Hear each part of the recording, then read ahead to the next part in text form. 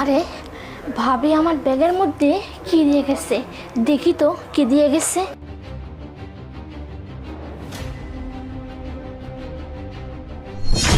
আরে এতগুলো টাকা আমার ব্যাগের মধ্যে দিয়ে গেছে।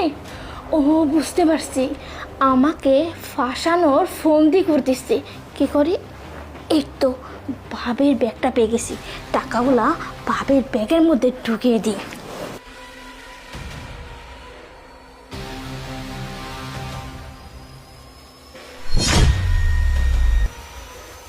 এই তো টাকাগুলো ভাবির ব্যাগের মধ্যে ঢুকিয়ে দিয়েছি।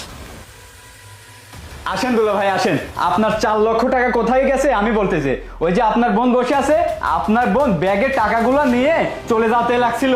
নয়ন, তুমি এক কাজ করো, তুমি না আমার ননদের ব্যাগটা একটু চেক করো।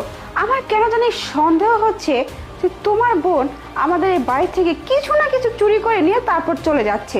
তুমি যাও গে চেক করো ব্যাগটা। ভাইয়া ভাবে এসব কি বলতেছে, ব্যাগ টাকা এসব কি, আমি তো কিছুই বুঝতে পারতেছি না। ও আচ্ছা, তা ননদ ব্যাগ টাকা কোনো কিছুই তুমি বুঝতে পারতেছো না তাই না? শোনো, আমরা সবাই জানি এবং জেনেও গেছি যে তুমি ব্যাগের মধ্যে করে 4 লক্ষ টাকা চুরি করে এই বাড়ি থেকে পালিয়ে যাচ্ছ। তো আমাদের হাত থেকে রেহাই পাওয়ার কোনো রাস্তা তোমার নাই। তুমি অনেক দিন যাবতই এই কাজ করতেছো, কিন্তু কেউ ধরতে পারেনি। আরেকটা কথা, তুমি এই বাড়ির সহায় সম্পত্তি টাকা পয়সা না পেয়ে তুমি আস্তে আস্তে সব টাকা জিনিসপত্র সহায় সম্পত্তি সব সরানোর ধান্দা করতেছো তাই না? তবে হ্যাঁ, একটা কথা কান খুলে শুনে রাখো, এখন আমি এই বাড়িতে চলে আসছি। তুমি যা করছো করছো, এসব আর চলবে না এই বাড়িতে, বুঝতে পারছো? ভাইয়া তুমি যেটা বলতেছো সেটা জেনে বলতেছো না না জেনে বলতেছো? আর শোনো, যেটা আমার কাছে আছে সেটা কারো ঘর থেকে চুরি করে না, সেটা আমার। হয়েছে শান্তা হয়েছে, চুপ করো।